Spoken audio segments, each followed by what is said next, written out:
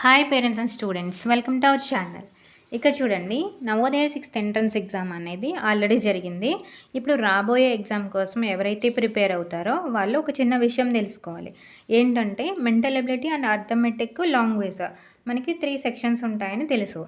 అయితే mental ability ఎన్ని మార్క్స్కి ఉంటుంది? 50 మార్క్స్కి ఉంటుంది. అలాగే అర్థమెటిక్ వచ్చేసి 25 మార్క్స్కి ఉంటుంది. లాంగ్వేజ్ వచ్చి 25 మార్క్స్కి ఉంటుంది. అయితే ఎక్కువ మార్క్స్ దేనికి ఉంది? మెంటల్ ఎబిలిటీకి ఉంది. సో దీనికి ఎక్కువ ఇంపార్టెన్స్ ఇవ్వాలా, అర్థమెటిక్ ఎక్కువ ఇంపార్టెన్స్ ఇవ్వాలా? ఎక్కువ మార్కులు ఉన్నాయి కదా, సో మెంటల్ ఎబిలిటీకి ఎక్కువ ఇంపార్టెన్స్ ఇవ్వాలి అని అనుకుంటే రాంగ్. ఎందుకు అంటే మెంటల్ ఎబిలిటీలో మనకి 10 మోడల్స్ అనేవి ఉంటాయి. అవన్నీ కూడా ఈజీగానే మీరే మీ పిల్లలకి చెప్పొచ్చు అనమాట. సో అవి ఈజీగానే వాళ్ళు అర్థం చేసుకోగలుగుతారు. చాలా తక్కువ టైంలో కూడా వాళ్ళకి అర్థం చేసుకునే కెపాసిటీ అనేది ఉంటుంది. సో వాళ్ళు అర్థం చేసుకోగలుగుతారు. కానీ అర్థమెటిక్ విషయానికి వచ్చారనుకోండి, ఇది మీకు డిసైడింగ్ ఫ్యాక్టర్ అనమాట. సో ఏంటి అంటే ఇక్కడ ఈ 20 మార్క్స్కి సంబంధించి ఎవరైతే బాగా ప్రిపేర్ అవుతారో వాళ్ళకి సీట్ వచ్చే అవకాశాలు అనేవి ఎక్కువగా ఉంటాయి. సో ఇక్కడ వచ్చేసి మనం ఇప్పుడు దేనికి ఎక్కువ ఇంపార్టెన్స్ ఇవ్వాలి? అర్థమెటిక్కి ఎక్కువ ఇంపార్టెన్స్ అనేది ఇవ్వాలి. అంటే మిగతా వాటిని చదవవసరం లేదా అంటే కాదు.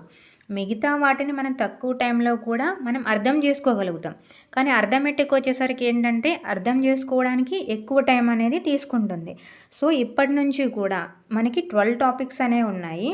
సో ఇప్పటి నుంచి కూడా మీరు జాగ్రత్తగా ప్రిపేర్ చేయించినట్టయితే సో మంచి రిజల్ట్ అనేది అందుకుంటాం. అలాగే లాంగ్వేజ్ని నెగ్లెక్ట్ చేస్తున్నారు. సో లాంగ్వేజ్ని నెగ్లెక్ట్ అస్సలు చేయకూడదు. ఎందుకు అంటే వాళ్ళకి పారాగ్రాఫ్లో 1-2 క్వశ్చన్స్ మాత్రమే ఇస్తున్నారు. పారాగ్రాఫ్ నుంచి వాళ్ళు ఎంత అర్థం చేసుకున్నారు దాన్ని బట్టి ఎక్కువ క్వశ్చన్స్ అడుగుతున్నారు. సో అక్కడ ఉన్నదే ఇచ్చేస్తారు అనే అపోహ నుంచి ఫస్ట్ బయటకు వచ్చేయండి. అక్కడ ఉన్న వాటిలో నుంచి ఇవ్వట్లేదు. ఎలా ఇస్తున్నారు? వాళ్ళు అర్థం చేసుకునే దాన్ని బట్టి అక్కడ క్వశ్చన్స్ అనేవి ఫ్రేమ్ చేస్తున్నారు. సో లాంగ్వేజ్ కూడా ఇక్కడ ఇంపార్టెన్సే అనమాట. లాంగ్వేజ్ని కూడా మనం పట్టించుకోవాల్సిన అవసరం ఉంది. అంటే సేమ్ మీనింగ్ వచ్చేవి ఆల్రెడీ మనం 2 కానీ 3 కానీ చెప్పుంటాను. నేను అంతే ఎక్కువ చెప్పలేదు. కానీ లాస్ట్ టైం మనకి మొన్న ఏదైతే ఎగ్జామ్ జరిగిందో దానికి సంబంధించి అయితే మనం 4 పారాగ్రాఫ్స్ అనేవి తెలుగు మీడియంలో ఎక్స్ప్లెయిన్ చేసుకోవడం అనేది జరిగింది.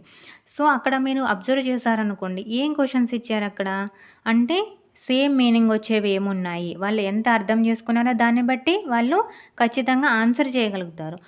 ప్రాక్టీస్ అనేది ఎక్కువ చేయాలి. సో అన్నిటికి ఈక్వల్ ప్రియారిటీ మనం ఇవ్వాల్సి ఉంటుంది. కాకపోతే మనకి ఎక్కువ టైం అనేది ఎక్కడ తీసుకుంటుంది అంటే అర్థమెటిక్ దగ్గర ఎక్కువ టైం అనేది తీసుకుంటుంది. సో అర్థమెటిక్ ఇంపార్టెంటే, అలాగే మెంటల్ ఎబిలిటీ ఇంపార్టెంటే, లాంగ్వేజ్ కూడా ఇంపార్టెంటే. కాకపోతే అర్థమెటిక్ అర్థం చేసుకోవడానికి ఎక్కువ టైం పడుతుంది కాబట్టి దాని మీద ఎక్కువ ఫోకస్ అనేది చేయాలి. అలాగే లాంగ్వేజ్ కూడా మీనింగ్స్, అలాగే యాంటోనిమ్స్, సినానిమ్స్ అంటే సేమ్ మీనింగ్ వచ్చేటటువంటివి, అలాగే వ్యతిరేక అర్థాలు వచ్చేటటువంటివి కూడా వాళ్ళకి ఎక్కువ వొకాబ్యులరీ అనేది అంటే ఏవైతే పదాలు ఉంటాయో అవి ఎక్కువ వాళ్ళ చేత ప్రాక్టీస్ చేయించాలి. అలాగే వాటి యూసేజ్ అనేది అంటే ఆ పదాన్ని ఎక్కడ ఉపయోగిస్తారు దానిని కూడా వాళ్ళు అర్థం చేసుకోవాలన్నమాట. సో ఇక్కడ అర్థమైంది కదండి. అంటే మెంటల్ ఎబిలిటీ, అర్థమెటిక్, లాంగ్వేజ్ 3 ఇంపార్టెంటే. కాకపోతే అర్థమెటిక్కి ఎక్కువ టైం అనేది తీసుకుంటుంది కాబట్టి ఎక్కువ ఫోకస్ అనేది చేయాల్సి ఉంటుంది. సో ఇదే డిసైడింగ్ ఫ్యాక్టర్ కాబట్టి దీనికి ఎక్కువ ఇంపార్టెన్స్ అనేది ఇవ్వండి. అలా అని మిగతా 2 వదిలేయద్దు.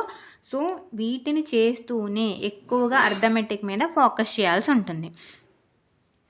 వీడియో ఎండింగ్ వరకు చూసారు కదా, నచ్చితే సబ్స్క్రైబ్ చేయండి. అలాగే మీకు తెలిసిన వాళ్ళకి షేర్ చేయండి. Thanks for watching.